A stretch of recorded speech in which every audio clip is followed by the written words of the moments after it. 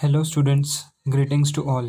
Welcome to the YouTube channel of Skyline Foundation, and today we will study an important topic, water cycle. So let's get started.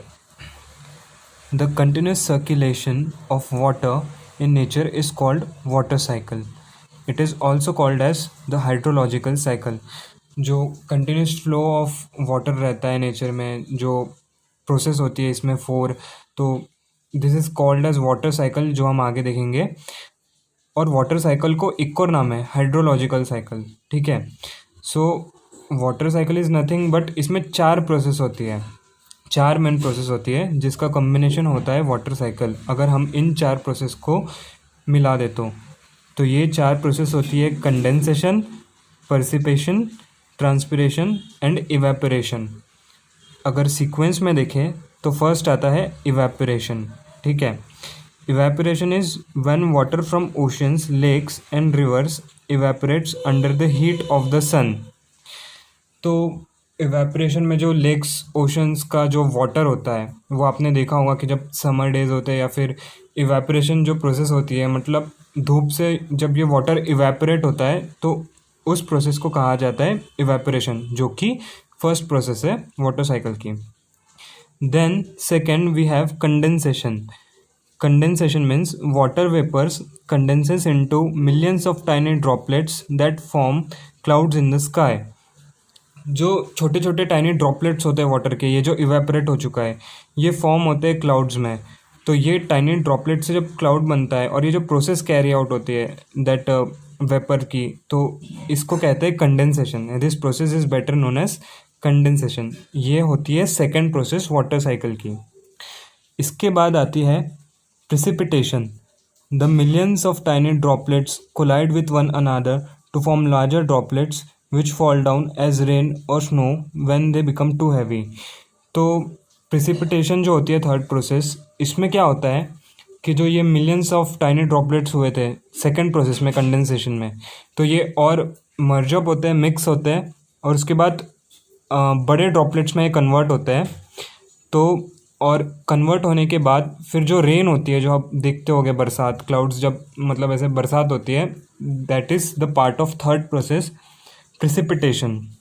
ठीक है, तो precipitation process ये third process होती है water cycle की, जिसमें millions of tiny droplets combine होते हैं बड़े ड्रॉपलेट्स बनने में। उसके बाद जब क्लाउड्स हैवी होते हैं तो या तो स्नोफॉल या तो फिर रेनफॉल के या बारिश किसमें वो होता है क्लाउड्स, इसको कहते हैं द थर्ड प्रोसेस प्रिसिपिटेशन। इसके बाद आती है लास्ट प्रोसेस हमारी वाटर साइकिल की, which is better known as transpiration. Transpiration में क्या होता है?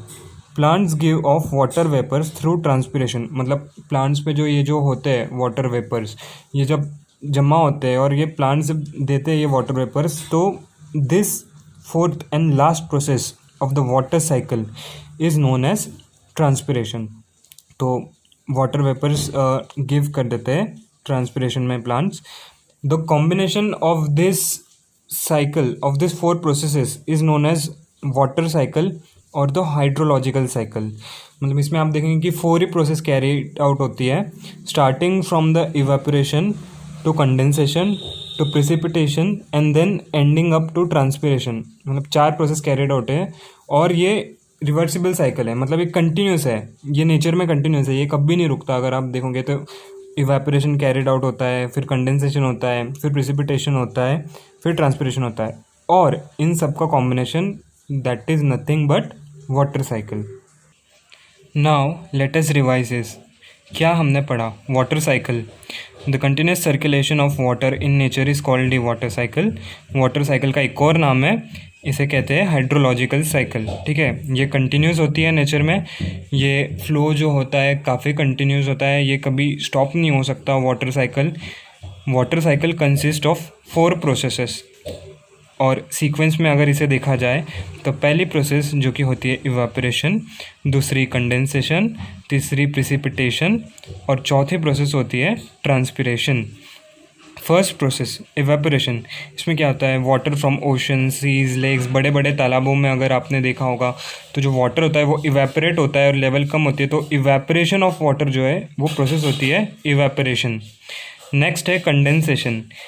कंडेंसेशन में water vapours condenses into droplets forming clouds, जो क्लाउड्स फॉर्म होते हैं ड्रॉपलेट से, that is the second process condensation. फिर इसमें आती है थर्ड प्रोसेस प्रिसिपिटेशन। इसमें जो ड्रॉपलेट्स होते हैं, जो मिलियंस ऑफ ड्रॉपलेट्स होते हैं, वो कंबाइन होते हैं और ड्रॉपलेट्स में, बड़े लार्जर ड्रॉपलेट्स में, फिर वो हैवी होते हैं क्लाउड्स और उसकी वजह से रेन होती है, मतलब रेनफॉल पकड़ लीजिए। तो थर्ड प्रोसेस, तो this is called as precipitation. इसके बाद होती है fourth process transpiration.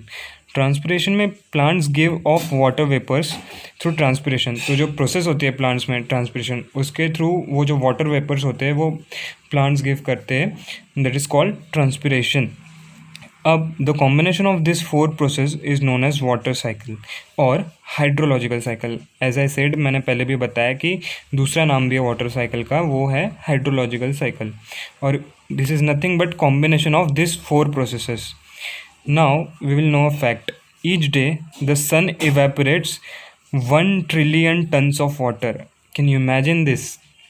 1 trillion water, 1 trillion, imagine करो 1 trillion tons of water evaporate होता है पर डे सन से। So that's all for today. This was our topic water cycle. I hope you will understand it. If you like the video, so like it and subscribe to the YouTube channel of Skyline Foundation. Thank you. Have a nice day.